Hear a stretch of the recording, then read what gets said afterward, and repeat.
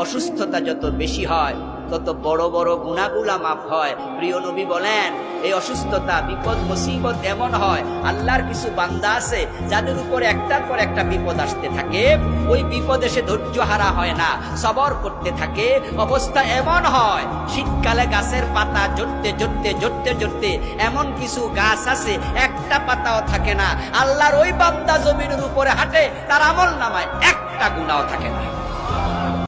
অসুস্থতা যত বেশি হয় তত বড় বড় গুনাহগুলা মাফ হয়। প্রিয় নবী বলেন, এই অসুস্থতা বিপদ মুসিবত এমন হয়, আল্লাহর কিছু বান্দা আছে যাদের উপর একটার পর একটা বিপদ আসতে থাকে, ওই বিপদে সে ধৈর্য হারা হয় না, সবর করতে থাকে।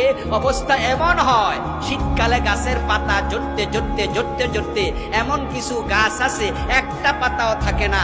আল্লাহর ওই বান্দা জমিনের উপরে হাঁটে, তার আমল নামায় একটা গুনাহও থাকে না।